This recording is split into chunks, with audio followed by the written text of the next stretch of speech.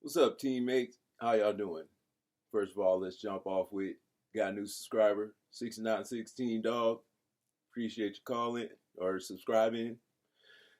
He had a pretty good question actually too, as well. Anyway, he wanted me to see what my opinion was on one of our most recently recruited DBs, which got me thinking that maybe I should give my opinion on all the draft picks. So that's what I'm going to do. My next videos, I'm going to start just giving my opinion on whichever draft picks I find most exciting in that order. The most exciting to the least exciting, in my opinion. Um, the first one I'm going to do is the DB. I forgot what 6916 dog brought up, but I'll do him first because he asked about that first. But after that, I'll go from order of my favorites, and we'll go from there. Let's get into some fandom. And I don't want to make this show about anybody else but, the Raiders. And I don't want to talk about other people's show all the time and just dissing other people's shows. But I've decided that this is a good show to diss because this. Q Myers has a very good fandom perspective, which is I don't know if it's his idea or if he has the pulse on the majority of the Raider Nation, because he's always so negative and he really just doesn't listen to what he's saying. He just kind of says stuff all the time to repeat certain points, but these points are all negative points.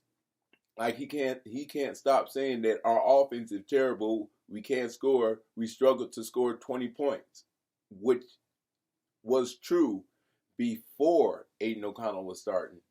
Then the last 9 games, we scored 20 or more points, I believe, 6 times, and one of them was 19 point win to the Jets.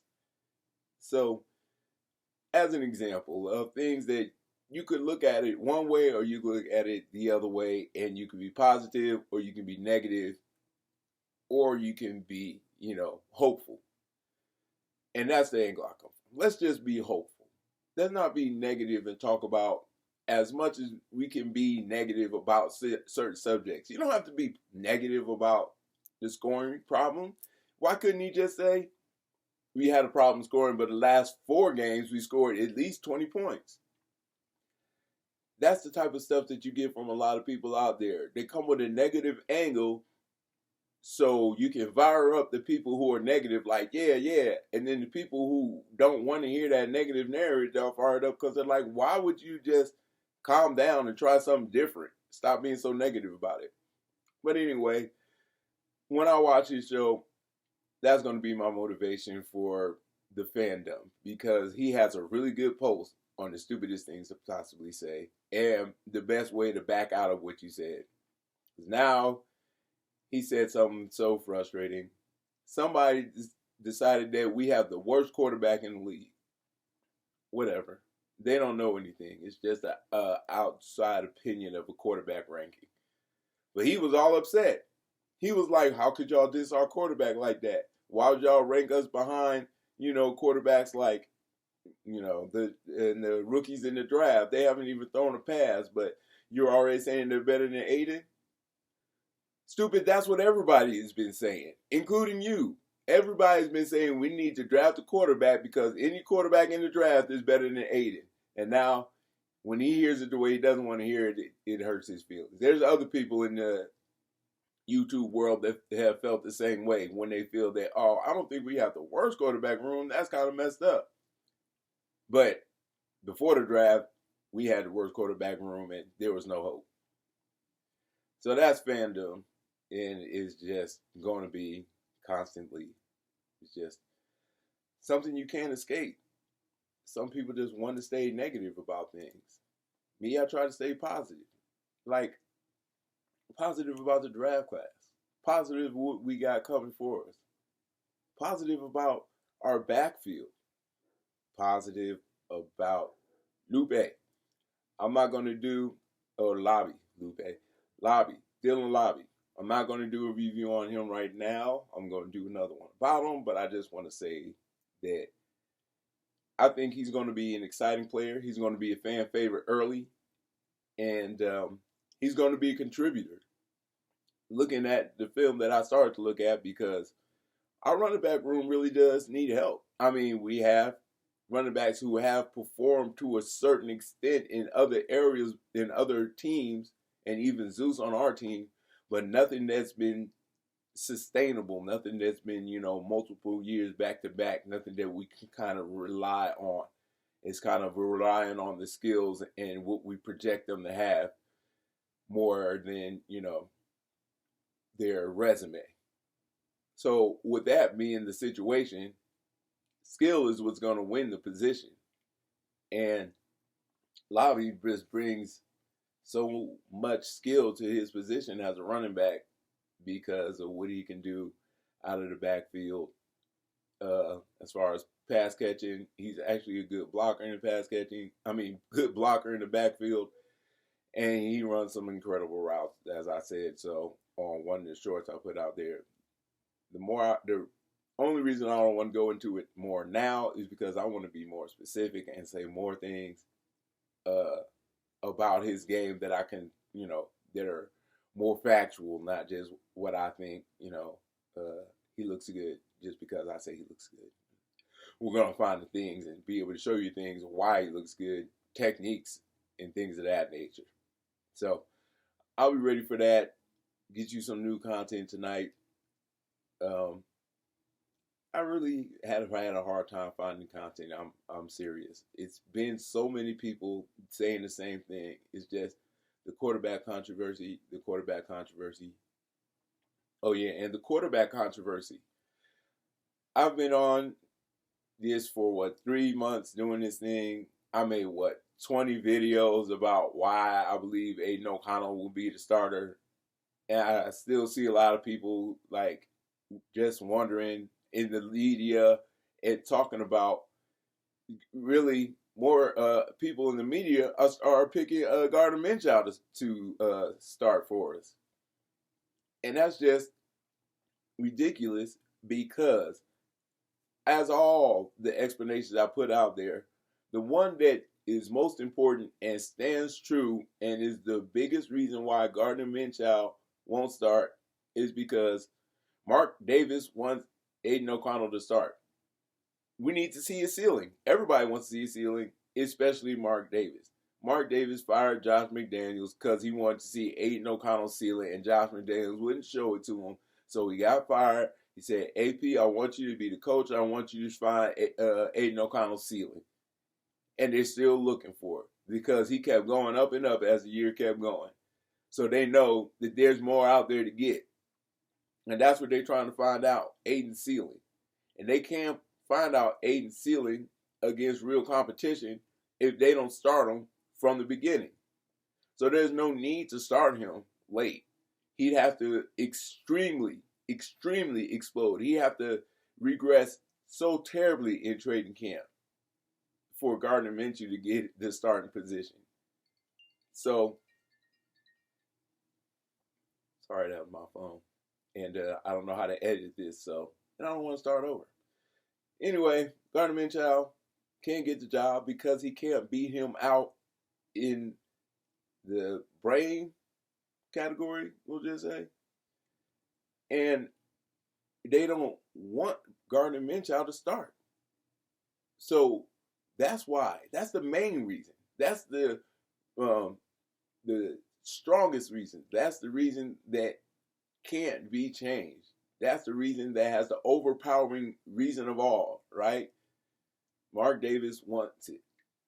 And that's all there is to it. So Aiden O'Connell is going to start because of that.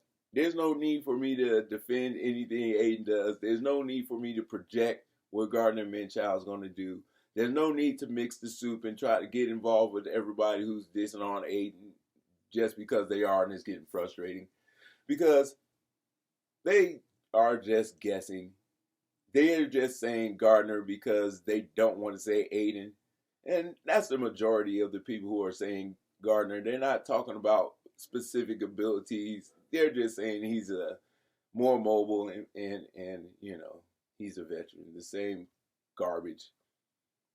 So that one reason beats out all the garbage. So there's no need to get upset or annoyed when you hear these people talking about, Aiden's job is on the line, because they don't know what they're talking about. And then they say, well, Antonio Pierce didn't necessarily say he's the starter for sure. He just said he should be the starter just right now, but it's going to be a good, big, competition. And that's the narrative out there. Because why? Because that's what they want to keep out there. Because they kept it out there for the draft and it worked out pretty damn well, right? So they got to keep the rest of the league guessing. Get them thinking that they're right. And let them keep thinking that. Why is that good in this situation? Because I believe a lot of teams are going to start preparing for Gardner Minshew before the season starts. I'm almost guaranteed sure that it's going to be the Chargers are going to guess Gardner Minshew, unless Aiden tears it up in preseason like he did last year, and there'll be no question. But I think right now the Raiders are happy with watching the rest of the world guess, because you don't need everybody knowing what you want to do. You need a select group of people to be aware of everything. And that's your head coach, that's your general manager, that's your owner, and anybody who they allow to be close to the information, but I'm sure it's a very small circle, including the players that are outside of this circle. This is confidential information that they're not going to let out. Everything you hear leaked is a lie, because the real stuff wouldn't get leaked, because the real stuff only important people know. And they know where to keep it. Okay? So, no leaks make any sense. Listen to too much fandom like Q doesn't make any sense. Listen to some people who want to do some analysis because they enjoy doing it. And listen to some people who actually want to think for themselves. They don't just follow the lead, or But there's everybody out there. There's a reason for you to watch everyone. I don't want to just diss everybody and say everybody's terrible and I'm the only one who does any good research. That's not true. But a lot of the big ones that started out decent went bad because the easiest thing to get clicks is to be negative. So I'll never be negative over here. I always try to do the best we can. I'm always going to pub up our starting quarterback, whether it be Aiden or not. Okay? But it is Aiden. And that's where we're going to go forward with it. And we're going to have a successful season. Everybody here, we just waiting for the season to start. But I just thought about the preseason. And that's going to be closer. And we'll learn more then. And it's going to be another bandwagon jump on. That's when the real bandwagon jump on is going to come. Because I don't see Aiden doing worse in the preseason than he did last year. How does that make any sense? Okay, so he's going up against a bunch of scrubs who might not make it and who haven't played in the NFL. Okay, so now he should go out there and destroy them, right?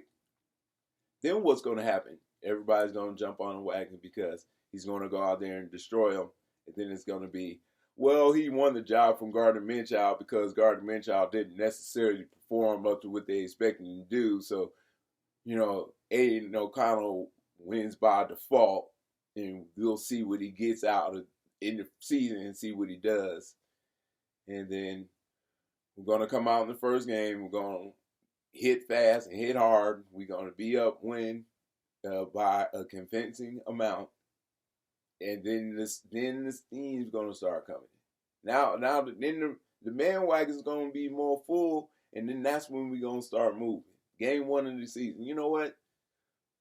Quarter 1 of the season, because I say we're going to score at least 1 touchdown in the first quarter, and it might be 2. And if it is 2, one of them's going to be a pass. I'm calling it. So anyway, I think that'll be enough for now. I hope you enjoyed this episode. Hope you were entertained. If not, I'll try harder next time. Guru out.